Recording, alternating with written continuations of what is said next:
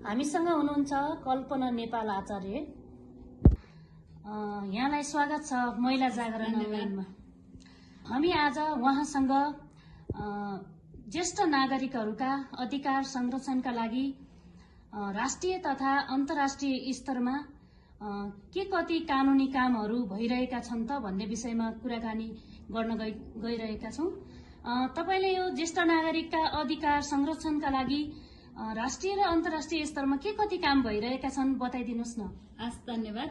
सर्वप्रथम त ज्येष्ठ नागरिकको अधिकार संरक्षणको लागि चाहिँ राष्ट्रिय अन्तर्राष्ट्रिय कानूनहरू त छन्, तर ती भएका कानूनहरूले जुन पछिल्लो फेर ज्येष्ठ नागरिकमाथि बढ्दो हिंसा, शारीरिक दुर्व्यवहार, मानसिक दुर्व्यवहार अनि त्यसपछि आर्थिक दुर्व्यवहार, जति पनि ज्येष्ठ नागरिकमाथिका समस्याहरू बढ्दै गएका छन्, तीहरूलाई सम्बोधन हुन सकि नरहेको अवस्था छ भइरहेका हाम्रा वर्तमान कानूनहरूले।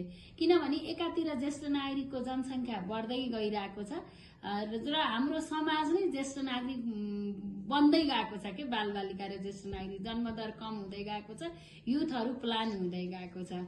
अनि दिन प्रतिदिन ज्येष्ठ नागरिकमाथिका समस्याहरू बढ्दै जाने क्रममा, ज्येष्ठ नागरिक एक्लो हुँदै जाने क्रममा चाहिँ जुन हाम्रा भइरहेका वर्तमान राष्ट्रिय अन्तर्राष्ट्रिय कानूनहरूले उहाँहरूको अधिकार संरक्षण हुन सक्ने देखिएन। नदेखिसकेपछि संयुक्त राष्ट्रसंघका सदस्य राष्ट्रहरूले ज्येष्ठ अरू अधिकार जस्तै महिला अधिकार, बालबालिका अधिकार सम्बन्धी अन्तर्राष्ट्रिय महासन्धि भए जस्तै एउटा बाध्यकारी अन्तर्राष्ट्रिय महासन्धि चाहियो है, कानून चाहियो, आवश्यक छ है भन्ने विषयमा बहस छलफल उठाउँदै आएका छन्। यसै विषयमा चाहिँ हाम्रो संयुक्त राष्ट्रसंघका सदस्य राष्ट्रहरूले 2025 अप्रिलमा चाहिँ एउटा महत्वपूर्ण ऐतिहासिक निर्णय पनि गर्यो, ज्येष्ठ नागरिकको महासन्धि आवश्यक छ है भन्ने विषयमा। र यो वर्ष चाहिँ जुन हाम्रो ग्लोबल र्याली अभियान थियो फेब्रुअरी 1 देखि 7 सम्म, जुन 1 देखि 7 सम्म, जसमा चाहिँ नेपालमा पनि विभिन्न कार्यक्रम गरी हामीले सम्पन्न गरियो हैन। यसमा नेपाल पनि सहभागी थियो, सम्पन्न गरियो। त्यस्तै गरी अब चाहिँ यस विषयमा चाहिँ जेनेभामा फेब्रुअरी 18 देखि 20 मा चाहिँ पहिलो पटक चाहिँ संयुक्त राष्ट्रसंघको यो पहिलो बैठक बस्दैछ कि यही मसौदा लेखनको लागि, यही महासन्धिको ड्राफ्ट लेखनको लागि बस्दैछ।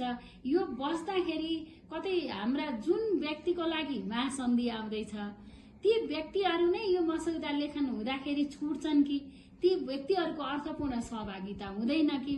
जब जुन व्यक्तिको अधिकार संरक्षणको लागि हामीले मसौदा ल्याउँदैछौँ भनिसकेपछि बनाउँदैछौँ हैन, त्यसको लागि त ज्येष्ठ नागरिकहरूलाई बढी भन्दा बढी सहभागी बनाइयो भने उनीहरूका आवश्यकताहरू त्यस मसौदामा सम्बोधन हुन्थ्यो, समस्याहरू आउँथ्यो हैन। अनि त्यस्तै गरी मानव अधिकार रक्षक जो ज्येष्ठ नागरिकका लागि अधिकारको संरक्षणको लागि सधैँ लडिरहन्, तिनीहरूको पनि अलिकता सहभागिता हुनुपर्छ है, ज्येष्ठ नागरिकको पनि सहभागिता हुनुपर्छ है। लगायत सरकारवाला सरकारी गैर सरकारी निकायहरूलाई बढी भन्दा बढी मात्रामा सहभागी गरौं हैन, जसमा चाहिँ बन्ने हाम्रो आउने महासन्धिको ड्राफ्टमा चाहिँ उनीहरूका आवश्यकताहरू सम्बोधन हुने गरी, उनीहरूका समस्याहरूलाई सम्बोधन हुने गरी महासन्धिको ड्राफ्ट बनोस् भन्ने चाहिँ हाम्रो चाहना छ। यो विषयमा चाहिँ अहिले काम भइरहेको छ। हजुर, यहाँनिर मैले थोरै तपाईलाई फेरि पनि थप्न चाहे। यसअघि महिला अधिकारका कुराहरू भइरहेका छन्, त्यसपछि बालबालिकाको अधिकारका कुरा भइरहेछन्, केही अपाङ्गता भएका व्यक्तिहरूको पनि कुरा उठिरहेछ। के यो ज्येष्ठ नागरिकको लागि त्यस्तै अधिकार सुनिश्चित गर्ने महासन्धिहरू आउँछ त? आउँछ, यही आउनुपर्छ र हुनुपर्छ। जस्तै महिलाको लागि अन्तर्राष्ट्रिय महासन्धि सिडा छ, बालबालिकाको लागि सीआरसी छ हैन, जस्तै अपाङ्गता भएको व्यक्तिहरूको लागि युएनसीआरपीडी भए जस्तै ज्येष्ठ नागरिकको लागि पनि यो महासन्धि आवश्यक छ भन्ने विषयमा नै दशकौंदेखि नागरिक समाज, बुद्धिजीवी हैन, मानवाधिकार रक्षकहरू, सरकारी गैर सरकारी संयुक्त राष्ट्रसंघका सदस्य राष्ट्रहरूले आवाज उठाउँदै आइरहेका थिए र अहिले हामी यो मसौदा लेखनको संयुक्त राष्ट्रसंघको पहिलो बैठक बस्ने उसमा पुगेका छौं। यो नै हाम्रो उपलब्धि हो। त्यो बैठकमा पनि अझै ती व्यक्तिहरूलाई नै, जुन हाम्रो सरकारवाला फोकल व्यक्तिहरू, ज्येष्ठ नागरिकहरू, मानवाधिकार रक्षकहरूलाई, सरकारवालालाई बढी भन्दा बढी हामीले उपस्थित सहभागी गराइयो भने के हुन्छ त, उनीहरूका समस्या सम्बोधन हुने गरी ड्राफ्ट बन्छ भन्ने विषयमा चाहिँ हामीले आह्वान गर्न चाहन्छौँ। हस्, धन्यवाद तपाईलाई समय र महत्त्वपूर्ण जानकारीका लागि।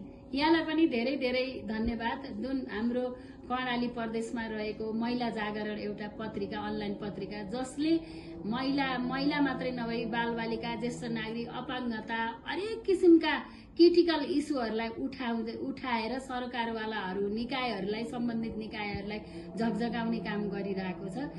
यस महिला जागरण अनलाइनलाई म हृदयदेखि नै धेरै धेरै धन्यवाद दिन चाहन्छु। हस्त, धन्यवाद।